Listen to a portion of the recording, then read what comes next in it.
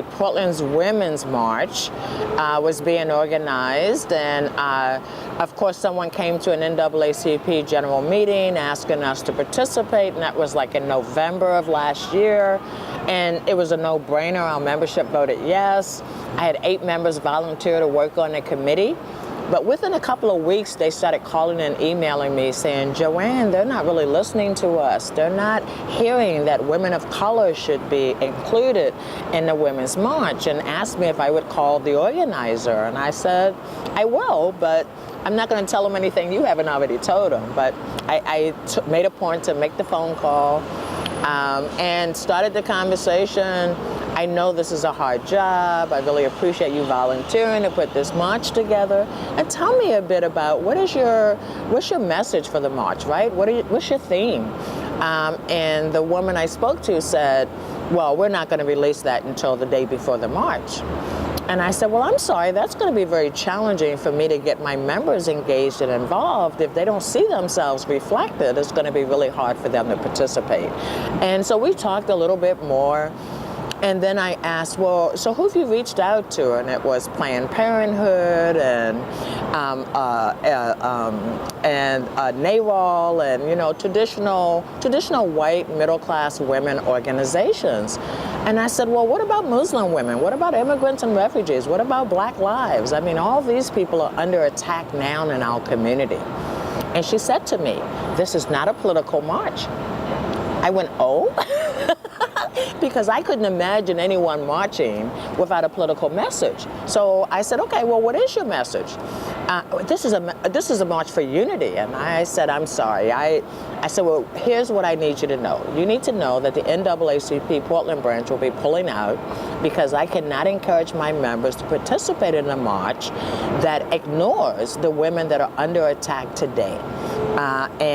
So the next week, my executive committee met. They weren't sure if this was the right thing for us to do, but luckily they supported me and my desire to say, no, we can't do this. We cannot participate. And ultimately, they voted unanimously to support me. So the next day, we sent out a public press release to say that we would not be participating in the Portland Women's March. And as you can imagine, the backlash was almost immediately. And from many of my friends, white middle-class women who just couldn't understand why we wouldn't be in unity with women all over Oregon.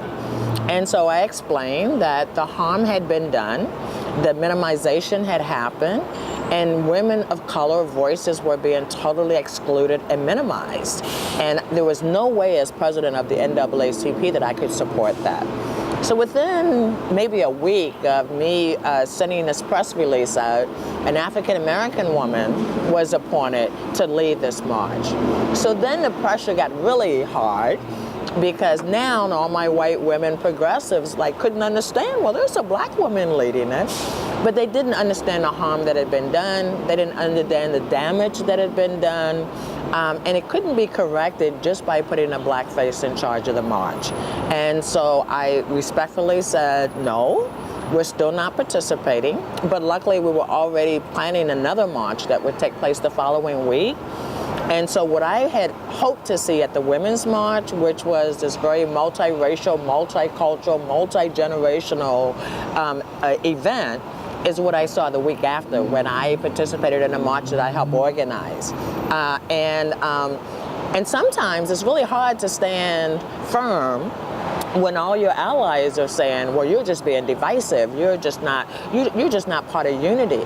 But unity cannot come at the expense of people's rights and an acknowledgement that they have been harmed by the activity that has taken place. And so I was very proud of my executive team who stood with me.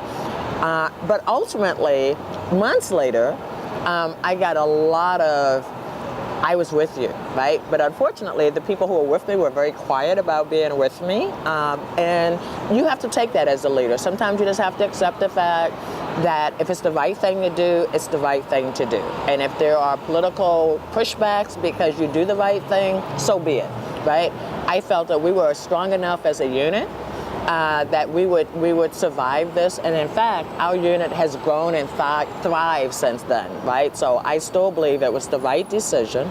It was the right line in the sand to draw.